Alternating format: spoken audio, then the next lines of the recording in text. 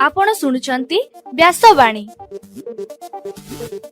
जनगण मन अधिनायक जय हे भारत भाग्य विधाता। पंजाब सिंधु गुजरात मराठा द्राविड उत्कल बंग।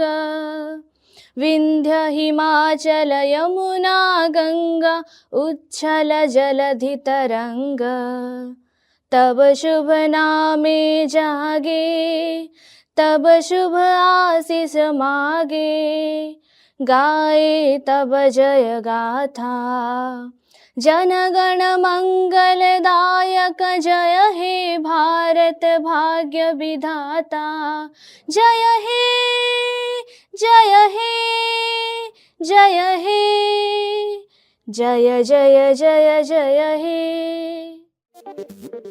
या कुंदेन्दु तुषार हार धवला। या शुभ्र वस्त्रामृता। या वीणा वरदंड मंडित करा। या श्वेत पद्मासना। या ब्रह्मा श्रुत शंकर प्रभृति देवै सदा वंदिता। सा मां पातु सरस्वती भगवती। निशेष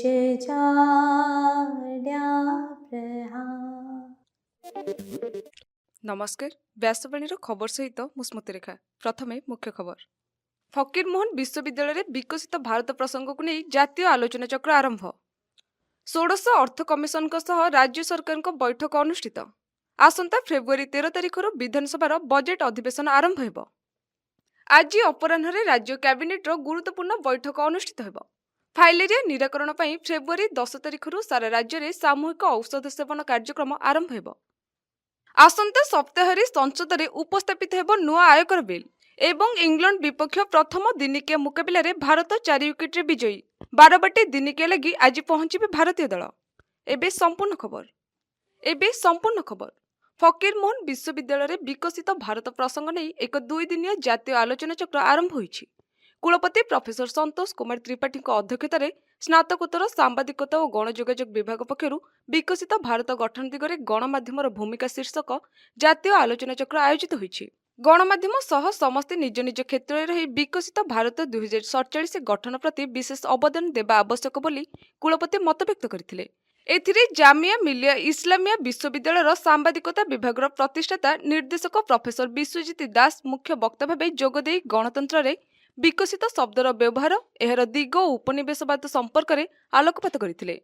स्नातकोत्तर परिषदर अध्यक्ष प्रोफेसर भास्कर बेहेरा, राजस्थान विश्वविद्यालय सांबादिकता विभाग प्राक्तन मुख्य प्रोफेसर संजीव भानावत, ढेंकानाल स्थित भारतीय जनसंचार संस्थान आंचलिक निर्देशक प्रोफेसर आनंद प्रधान, आलीगढ़ मुस्लिम विश्वविद्यालय प्रोफेसर पीतबास प्रधान प्रमुख सम्मानित अतिथि भाव जोग देथिले। एही अवसर में सांबादिकता क्षेत्र में उल्लेखनीय अवदान पर राज्यर 2 जन वरिष्ठ सांबादिक शिव महांती और अशोक प्रधान को कुलपति प्रोफेसर संतोष कुमार त्रिपाठी मानपत्र एवं उपढौकन सहित सम्मानित करथिले। गतकाली राज्य सरकार 16 अर्थ कमिशन सह बैठक अनुष्ठित होईछि। कमिशन को निकट में विकसित ओडिशा पई राज्य सरकार प्रस्ताव देथिबा नै मुख्यमंत्री मोहन चरण माझी गणमाध्यम को सूचना दैछन्ति। 2026 रु 2031 जाए पंचवार्षिक योजना माध्यम यह प्रतिफलित हेबो बोली आशा रहितबा बेले केंद्र सरकार टिकस आय 50% को वृद्धि करबा पई दाबी करा जायछि। राज्यर आर्थिक दिग उपरे विस्तृत आलोचना सह अर्थ कमिशन निकट में 12,59,148 कोटी टंका दाबी करा जायछि। सूचनायोग्य फेब्रुआरी 4 तारिख रु 7 तारिख पर्यंत 16 अर्थ कमिशन राज्य गस्तरे आसी ओडिशार अर्थनैतिक स्थिति सह उन्नति और विकास काम को अनुधान करछन्ति। ଆସନ୍ତା ଫେବୃଆରୀ 13 ତାରିଖରୁ ଓଡ଼ିଶା ବିଧାନସଭା ବଜେଟ୍ ଅଧିବେଶନ ଆରମ୍ଭ ହେବ। ଏହା ପୂର୍ବରୁ ଫେବୃଆରୀ 12 ତାରିଖରେ ବିଧାନସଭାରେ ସର୍ବଦଳୀୟ ବୈଠକ ବସିବ। ବାଚସ୍ପତି ସୁରମା ପାଢ଼ୀଙ୍କ ଅଧ୍ୟକ୍ଷତାରେ ସର୍ବଦଳୀୟ ବୈଠକ ଅନୁଷ୍ଠିତ ହେବାକୁ ଥିବା ବେଳେ ବଜେଟ୍ ଅଧିବେଶନକୁ ସୁଚାରୁ ରୂପେ ଚଳାଇବା ପାଇଁ ଏହି ବୈଠକରେ ଆଲୋଚନା କରାଯିବ। ଚଳିତ ବର୍ଷ 2ଟି ପର୍ଯ୍ୟାୟରେ ବଜେଟ୍ ଅଧିବେଶନ ଅନୁଷ୍ଠିତ ହେବ। ଫେବୃଆରୀ 13 ତାରିଖରୁ 21 ତାରିଖ ପର୍ଯ୍ୟନ୍ତ ପ୍ରଥମ ପର୍ଯ୍ୟାୟ ଅଧିବେଶନ ଚାଲିବାକୁ ଥିବା ବେଳେ ମାର୍ଚ୍ଚ 7 ତାରିଖରୁ ଏପ୍ରିଲ 5 ତାରିଖ ପର୍ଯ୍ୟନ୍ତ ଦ୍ୱିତୀୟ ପର୍ଯ୍ୟାୟ ବଜେଟ୍ ଅଧିବେଶନ କାର୍ଯ୍ୟ ଚାଲିବ। ଆଜି ଅପରାହ୍ନରେ ରାଜ୍ୟ କ୍ୟାବିନେଟ୍ର ଗୁରୁତ୍ୱପୂର୍ଣ୍ଣ ବୈଠକ ଅନୁଷ୍ଠିତ ହେବ। ଲୋକସେବା ଭବନରେ ମୁଖ୍ୟମନ୍ତ୍ରୀ ମୋହନ ଚରଣ ମାଝୀଙ୍କ ଅଧ୍ୟକ୍ଷତାରେ ବସିବାକୁ ଥିବା ଏହି ବୈଠକରେ ବହୁ ଗୁରୁତ୍ୱପୂର୍ଣ୍ଣ ପ୍ରସ୍ତାବ ଉପରେ ମୋହର ବାଜିପାରେ। ଆସନ୍ତା 13 ତାରିଖରୁ ବିଧାନସଭାର ବଜେଟ୍ ଅଧିବେଶନ ଆରମ୍ଭ ହେବାକୁ ଯାଉଥିବାରୁ 2025-26 ଆର୍ଥିକ ବର୍ଷର ବଜେଟ୍ ସମେତ ବିଧାନସଭାରେ ଉପସ୍ଥାପନ ହେବାକୁ ଥିବା ବିଭିନ୍ନ ବିଲ୍କୁ କ୍ୟାବିନେଟ୍ରେ ଉପସ୍ଥାପନ କରାଯାଇପାରେ। ସ୍ୱାସ୍ଥ୍ୟ ଓ ପରିବାର କଲ୍ୟାଣ ବିଭାଗ ପକ୍ଷରୁ ରାଜ୍ୟରେ 6ଟି ଫାଇଲେରିଆ ପ୍ରବଣ ଜିଲ୍ଲାରେ ଲିମ୍ଫାଟିକ୍ ଫାଇଲେରିଆ ଦୂରୀକରଣ କରାଯିବ। ଏହା ଆସନ୍ତା 10 ତାରିଖରୁ 19 ତାରିଖ ପର୍ଯ୍ୟନ୍ତ ସାମୂହିକ ଔଷଧ ସେବନ କାର୍ଯ୍ୟକ୍ରମ ଅନୁଷ୍ଠିତ ହେବ। ଏହି ସମୟରେ ଲୋକଙ୍କୁ ଫାଇଲେରିଆ ରୋଗର କାରଣ ଓ ନିରାକରଣ ସମ୍ପର୍କରେ ସଚେତନ କରାଯିବ। ବଲାଙ୍ଗୀର, କଟକ, କଳାହାଣ୍ଡି, କନ୍ଧମାଳ, ନୟାଗଡ଼ ଓ ରାୟଗଡ଼ା ଜିଲ୍ଲାରେ ଏହି କାର୍ଯ୍ୟକ୍ରମ ହେବ ବୋଲି ବିଭାଗ ପକ୍ଷରୁ କୁହାଯାଇଛି। କେନ୍ଦ୍ର ସରକାର ଆସନ୍ତା ସପ୍ତାହରେ ସଂସଦରେ ନୂଆ ଆୟକର ବିଲ୍ ଉପସ୍ଥାପନ କରିବେ। ଏହା ପୂର୍ବରୁ ଆଜି କ୍ୟାବିନେଟ୍ରେ ଆୟକର ବିଲ୍ ଉପସ୍ଥାପନ କରାଯିବ। ଦେଶରେ ଆୟକର ନିୟମ 1961 ଲାଗୁ ହୋଇଥିବା ବେଳେ ସେଥିରେ ପରିବର୍ତ୍ତନ ଆଣିବା ଲାଗି 6 ମାସ ଧରି କାମ ହୋଇଛି। ଆଇନର ଭାଷାକୁ ସରଳ କରିବା ଲାଗି ଯଥାସମ୍ଭବ ଉଦ୍ୟମ କରାଯାଇଛି। କିଛି ପୁରୁଣା ବ୍ୟବସ୍ଥାକୁ ବାଦ୍ ଦିଆଯାଇଛି। ନୂଆ ଆୟକର ବିଲ୍ ସମ୍ପର୍କରେ ଅର୍ଥମନ୍ତ୍ରୀ ନିର୍ମଳା ସୀତାରମଣ 2025-26 ବଜେଟ୍ରେ ଉଲ୍ଲେଖ କରିଥିଲେ।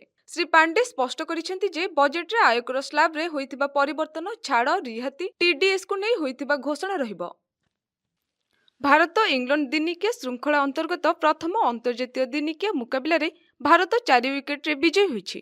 ନାଗପୁରର ଭିସିଏ ଷ୍ଟାଡିୟମରେ ଇଂଲଣ୍ଡ ପ୍ରଥମ ବ୍ୟାଟିଂ ଚୟନ କରି 47.5 ଓଭରରେ 248 ରନ୍ ସଂଗ୍ରହ କରି ଅଲ୍ଆଉଟ୍ ହୋଇଯାଇଥିବା ବେଳେ ଭାରତ 38.4 ଓଭରରେ ଲକ୍ଷ୍ୟସ୍ଥଳରେ ପହଞ୍ଚି ଯାଇଥିଲା। ଏହି ଶୃଙ୍ଖଳାର ଦ୍ୱିତୀୟ ଦିନିକିଆ ଫେବୃଆରୀ 9 ତାରିଖରେ କଟକର ବାରବାଟୀ ଷ୍ଟାଡିୟମରେ ଖେଳାଯିବ। ଏଥିନିମନ୍ତେ ଆଜି ଉଭୟ ଦଳ ଓଡ଼ିଶା ପହଞ୍ଚିବେ। ଏବେ ପାଣିପାଗ ଖବର। ରାଜ୍ୟରେ ସର୍ବାଧିକ ତାପମାତ୍ରା ବୃଦ୍ଧି ପାଇବାରେ ଲାଗିଛି। ଭୁବନେଶ୍ୱର ଆଞ୍ଚଳିକ ପାଣିପାଗ ବିଜ୍ଞାନ କେନ୍ଦ୍ରର ସୂଚନା ଅନୁସାରେ ଗତକାଲି 35ଟି ସହରର ଦିନର ସର୍ବୋଚ୍ଚ ତାପମାତ୍ରା 30 ଡିଗ୍ରୀ ସେଲସିୟସ୍ ଉପରେ ରେକର୍ଡ କରାଯାଇଥିଲା। ଅପରପକ୍ଷରେ ଆସନ୍ତା 24 ଘଣ୍ଟା ମଧ୍ୟରେ ଘନ କୁହୁଡ଼ି ହେବା ନେଇ ଗଞ୍ଜାମ, ନୟାଗଡ଼, କଟକ, ଖୋର୍ଦ୍ଧା ଜିଲ୍ଲା ପାଇଁ ସତର୍କ ସୂଚନା ଜାରି କରାଯାଇଛି। ଖାଦ୍ୟରେ ମଧ୍ୟମ ଧରଣର ମିଠା ଖାଇବା ଏକ ଆନନ୍ଦଦାୟକ ଅନୁଭବ, କିନ୍ତୁ ଅତ୍ୟଧିକ ଚିନି ଆମ ସ୍ୱାସ୍ଥ୍ୟ ଉପରେ ଗୁରୁତର ପ୍ରଭାବ ପକାଇଥାଏ। ଅଧିକ ପରିମାଣରେ ଚିନି ଖାଇବା ଦ୍ୱାରା କ୍ୟାଲୋରି ପରିମାଣ ବଢ଼େ, ଯାହା ଓଜନ ବୃଦ୍ଧି ଏବଂ ମୋଟାପଣର କାରଣ ହୋଇଥାଏ। ପରବର୍ତ୍ତୀ ସମୟରେ ଏହା ମଧୁମେହ, ହୃଦରୋଗ ଏବଂ କର୍କଟ ଭଳି ରୋଗ ହେବାର ଆଶଙ୍କା ବୃଦ୍ଧି କରିଥାଏ। ଅଧିକ ପରିମାଣରେ ଚିନି ଖାଇବା ଦ୍ୱାରା ଉଚ୍ଚ ରକ୍ତଚାପ, କୋଲେଷ୍ଟ୍ରଲ୍, ହୃଦରୋଗ ହେବାର ଆଶଙ୍କା ବୃଦ୍ଧି ପାଇଥାଏ। ଅନେକ ସମୟରେ ଖାଦ୍ୟରେ ଅତ୍ୟଧିକ ମିଠା ଖାଇବା ଦ୍ୱାରା ଏହା ବିଭିନ୍ନ ପ୍ରକାର ଦାନ୍ତଜନିତ ସମସ୍ୟା ମଧ୍ୟ ସୃଷ୍ଟି କରିଥାଏ। ଅତ୍ୟଧିକ ଚିନି ଖାଇବା ଦ୍ୱାରା ଆମର ସାମଗ୍ରିକ ସ୍ୱାସ୍ଥ୍ୟ ଉପରେ କୁପ୍ରଭାବ ପଡ଼େ, ଯେପରିକି ଓଜନ ବୃଦ୍ଧି, ଇନସୁଲିନ୍ ପ୍ରତିରୋଧ, ଦାନ୍ତ କ୍ଷୟ, ହୃଦରୋଗ ଏବଂ ମାନସିକ ସ୍ୱାସ୍ଥ୍ୟ ସମସ୍ୟା ଇତ୍ୟାଦି। ତେବେ ଚିନି ଗ୍ରହଣକୁ ସୀମିତ କରି ଚିନିର ପ୍ରାକୃତିକ ଉତ୍ସ ବାଛିବା ଏବଂ ଅନ୍ୟ କିଛି ବିକଳ୍ପ ଖୋଜିବା ଦ୍ୱାରା ଆମେ ସ୍ୱାସ୍ଥ୍ୟ ସମସ୍ୟା ହେବାର ଆଶଙ୍କାକୁ କମାଇ ପାରିବା ଏବଂ ସୁସ୍ଥ ରହିପାରିବା। ଖାଦ୍ୟପେୟରେ ପରିବର୍ତ୍ତନ ଆଣନ୍ତୁ ଏବଂ ସୁସ୍ଥ ରୁହନ୍ତୁ। ଆଜିର ଖବରକୁ ଏଇଠି ରଖୁଛୁ। ନମସ୍କାର।